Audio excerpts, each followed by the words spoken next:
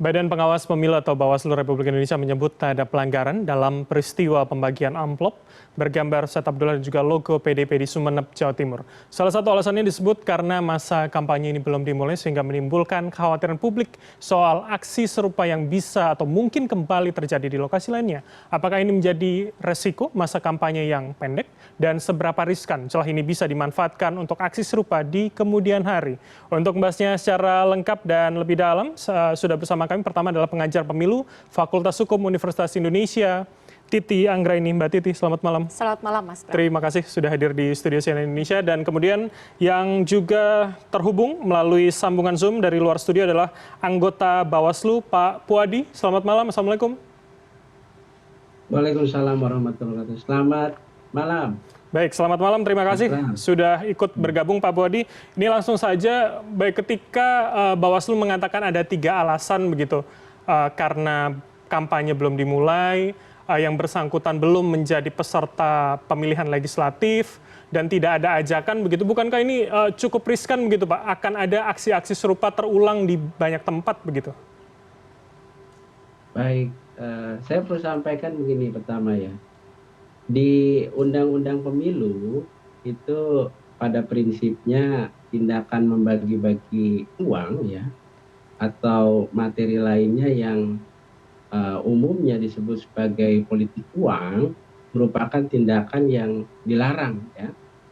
Bahkan di banyak negara politik uang itu atau mungkin kita mengenal istilah bribery ya dianggap sebagai kejahatan pemilu. Beberapa pasal juga di dalam Undang-Undang Pemilu melarang praktek politik uang, antara lain bagaimana diatur di pasal 280 ayat 1 huruf J dan pasal 284.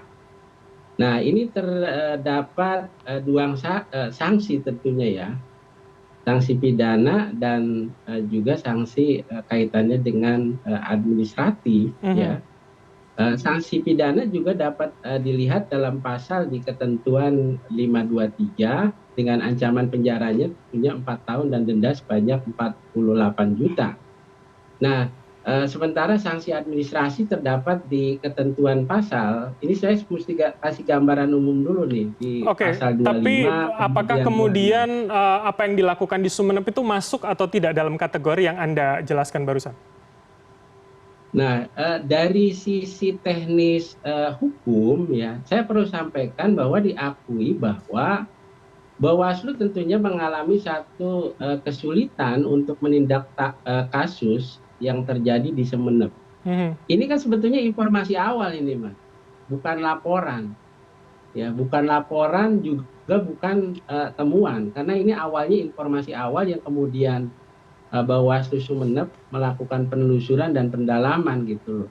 Nah, kaitannya dengan hal yang tadi saya sampaikan berkaitan tentang pembagian amplop merah, kemudian berlogo partai gitu kan, partai tertentu yang dilakukan, yang ini juga diduga oleh kader partai di tempat ibadah kan gitu.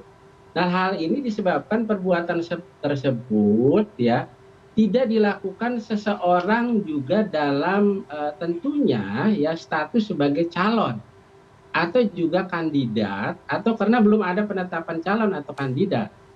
Nah, ini atau juga kaitannya dengan peserta pemilu dan di luar tahapan sebagaimana yang diatur di Undang-Undang Pemilu. Ya, ini tahapan kampanye, kemudian juga masa tenang ataupun tahapan pemungutan suara sebagaimana diatur di ketentuan pasal di 278. Nah, ini hingga saat ini yang telah ditetapkan sebagai peserta pemilu hanya partai politik ya. Dan menurut regulasi pemilu juga hanya partai politik lah yang diperbolehkan untuk melakukan apa yang disebut sosialisasi dan pendidikan politik di internal partai politik itu sendiri. Nah, pasca penetapan partai politik sebagai peserta pemilu di 14 Desember 2022, partai politik ini dilarang ya, tentunya dilarang untuk melakukan kampanye, gitu kan. Baik, Pak Namun Puadi, berarti diperbolehkan artinya untuk ketika melakukan amplop merah itu sosialisasi. sudah berlogo partai, begitu apakah itu tidak termasuk juga begitu? Kalau Anda katakan tadi tidak boleh melakukan sosialisasi tapi tidak dengan uang, begitu?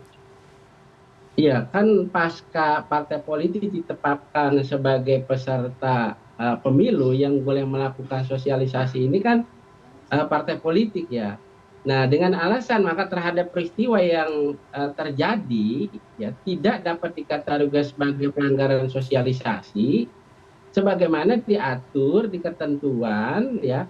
Ini pasal 25 PKPU 33 tahun 2018. Hanya saja ya, ini hanya saja dalam pandangan saya pribadi perbuatan membagikan amplop ini kurang etis ya Oke, baik. untuk dilakukan apalagi di tempat ibadah, terlepas tempat ibadah tersebut kan milik pribadi.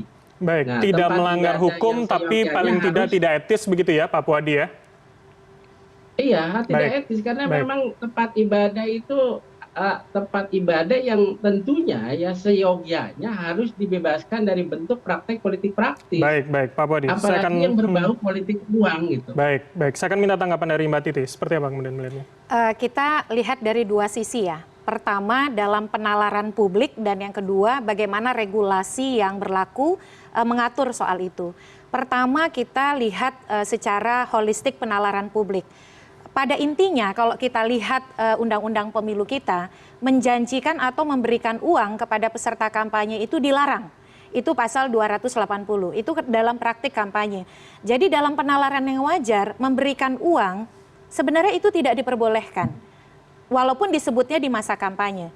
Nah sekarang kita sedang berada di tahapan-tahapan pemilu. Betul. Nah apa sih kampanye itu kalau kita lihat? Ini kita bicara soal yang konsepsi dulu ya. Kampanye itu adalah menawarkan, mempengaruhi pemilih. Mempengaruhi itu bisa kita diskusikan. Karena kalau kita bertanya kepada pakar, mempengaruhi itu bisa tidak hanya lewat verbal, tetapi tindakan-tindakan persuasif juga bisa disebut sebagai pengaruh kan. Termasuk mengenalkan simbol. Nah ini kalau definisi dulu ya, menawarkan visi, misi, program, dan citra diri. Oke. Nah citra diri itu memang sesuatu yang kalau kita awam pahami nih ya, dalam penalaran publik kita, citra partai itu ya logo partai salah satunya. Nah itu kalau kita bicara penalaran publik. Memberikan uang adalah sesuatu yang dilarang, citra partai itu adalah berkaitan salah satunya identitas atau karakteristik khas dari suatu partai, termasuk juga logo partai. Oke, Mbak Titi. Nah, yang kedua, kita bicara dulu dari konstruksi regulasi.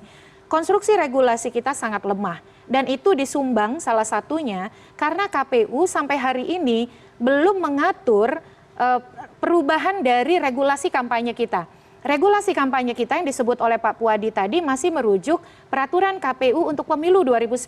Oke. Peraturan KPU 33 tahun 2018. Pada waktu itu masa kampanyenya panjang, 6 bulan lebih, 6 bulan 3 minggu.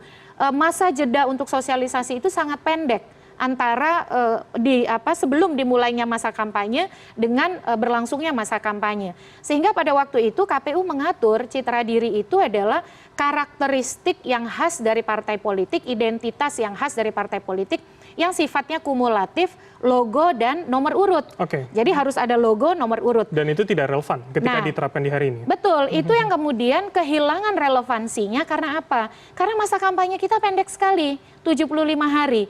Jadi masa jeda antara penetapan partai politik peserta pemilu 14 Desember 2022 dengan dimulainya masa kampanye 28 November 2023 itu hampir setahun loh. Oke. Nah kalau kita berpegangan pada tadi ya bahwa citra diri itu harus lengkap, tanda gambar dan nomor urut itu juga yang disebutkan oleh Bawaslu sehingga tidak disebut sebagai kampanye di luar jadwal.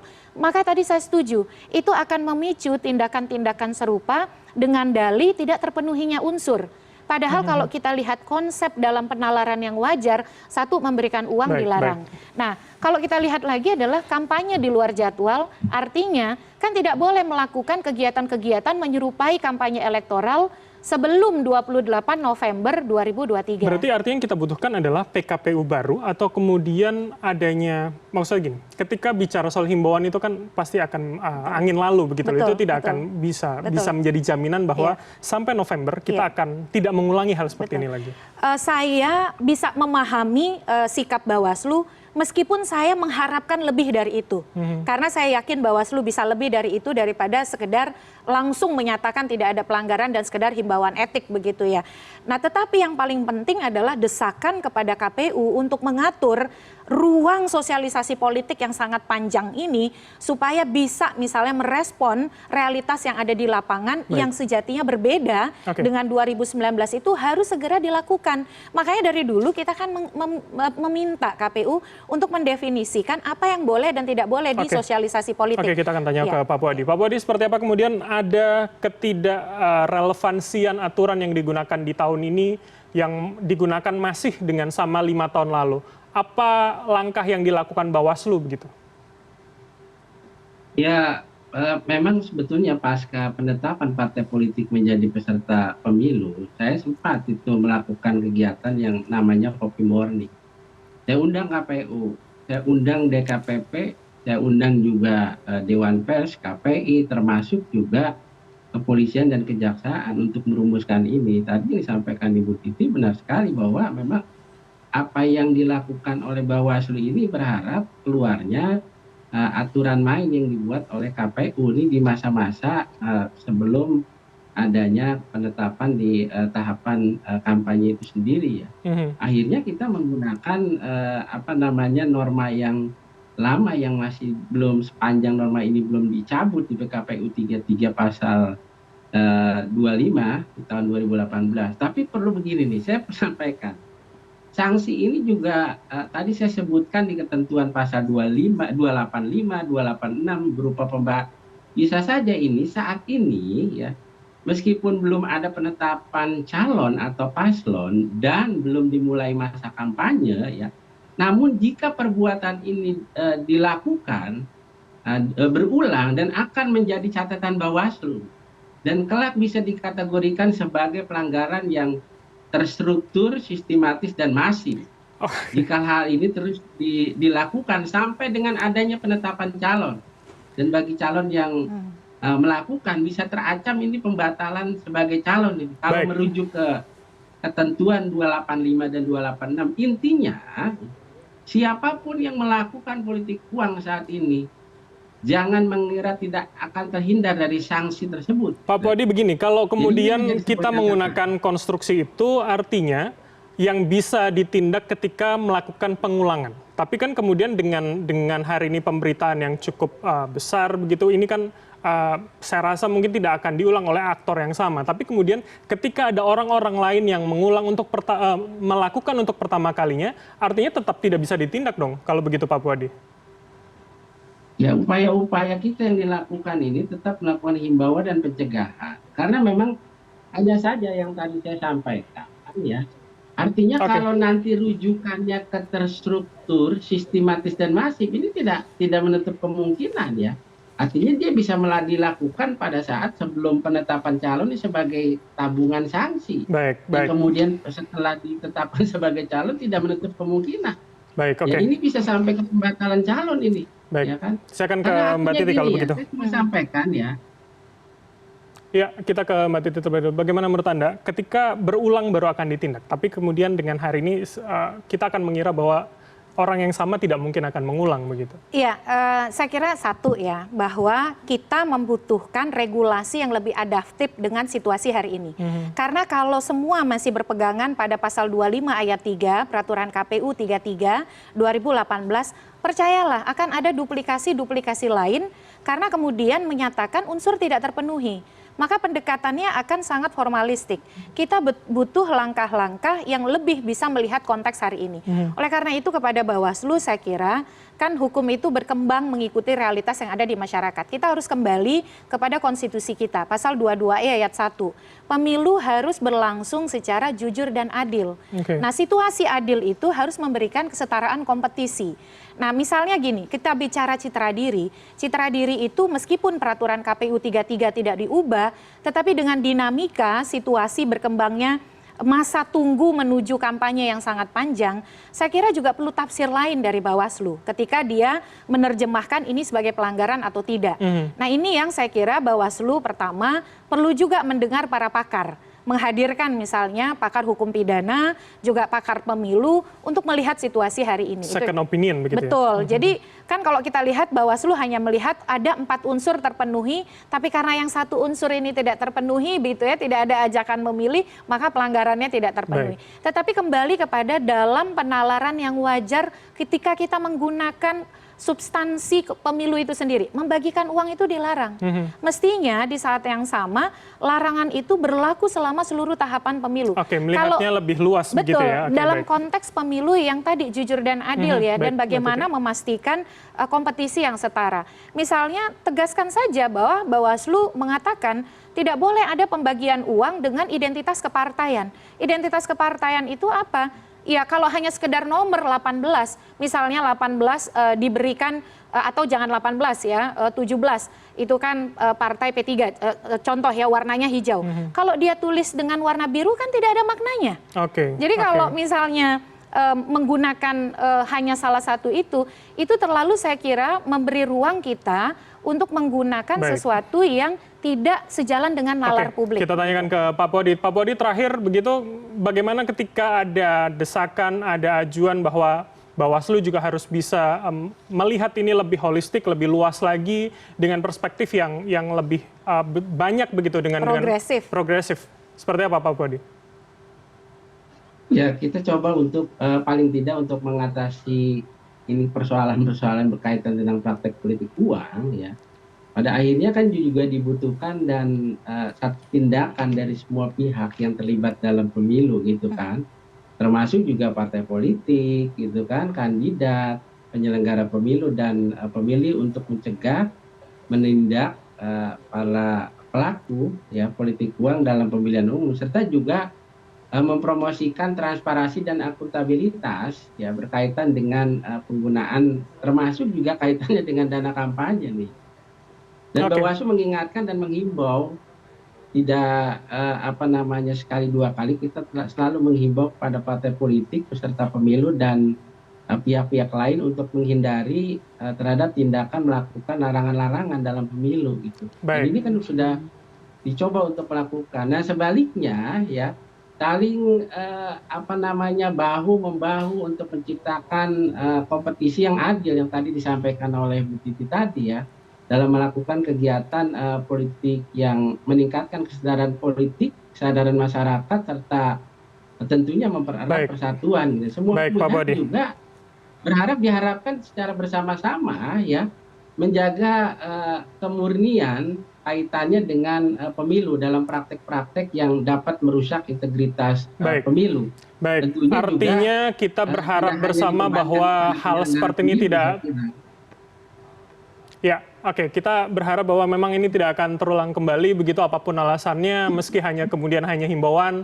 Tentu kita menunggu aturan yang lebih jelas, lebih rigid, apalagi kemudian masih cukup lama begitu untuk menunggu masa kampanye. Terima kasih atas waktu Anda, Pak Puadi, anggota Bawaslu Republik Indonesia, telah bergabung sama kami, dan juga Mbak Titi Anggraini, pengajar Pemilu Fakultas Hukum Universitas Indonesia, telah berdialog bersama kami di malam hari ini.